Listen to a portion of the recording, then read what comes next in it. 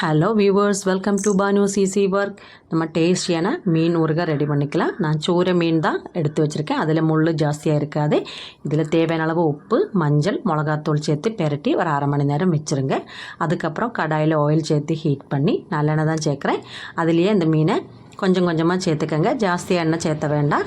3-4 டைமில் நம்ம இந்த மீனை கொஞ்சம் கொஞ்சமாக சேர்த்து ஃப்ரை பண்ணி எடுத்துக்கோங்க. நல்லா ஃப்ரை ஆகணும்னு தேவையில்லை, ஒரு அளவுக்கு ஃப்ரை ஆனால் மட்டும் போதும். மீன் ஃப்ரை பண்ணினதெல்லாம் மாற்றி வச்சுக்கலாம். அதே ஆயிலில் நம்ம கடுகு போட்டு கொஞ்சம் வெந்தயம் சேர்த்து பொரிய விட்டுடலாம். நல்லா பொரியட்டும். இதுக்கு தேவையான அளவுக்கு பூண்டு, இஞ்சி, பச்சை மிளகாய், கருவேப்பிலை சேர்த்துக்கங்க. நல்லா வதக்கி விட்டுருங்க. இதெல்லாம் நல்லா வதங்கணும். அப்போ தான் நல்லா வாசனையாகவும் டேஸ்ட்டாகவும் இருக்கும். நல்லா வதங்கட்டும். வதங்கினதுக்கப்புறம் இதுக்கு தேவையான அளவுக்கு காஷ்மீரி மிளகாத்தூளும் நார்மல் மிளகாத்தூளும் சேர்த்துக்கங்க.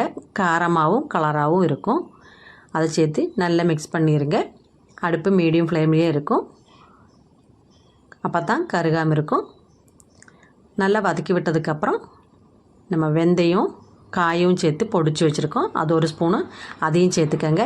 சேர்த்து நல்லா மிக்ஸ் பண்ணி விட்டுடலாம். இந்த இதில் எல்லாம் பச்சை வாசனையும் போகிற வரை மிக்ஸ் பண்ணி விடுங்க. அதுக்கப்புறம் நம்ம ஃப்ரை பண்ணி வச்சுருக்கிற மீன் அதில் சேர்த்துக்கலாம். சேர்த்து அதையும் மிக்ஸ் பண்ணி விட்டுடலாம். இதில் எல்லாம் நல்ல உப்பு காரமெல்லாம் பிடிக்கணும். நம்ம உப்பெல்லாம் பார்த்துட்டு கடைசியில் சேர்த்துக்கோங்க.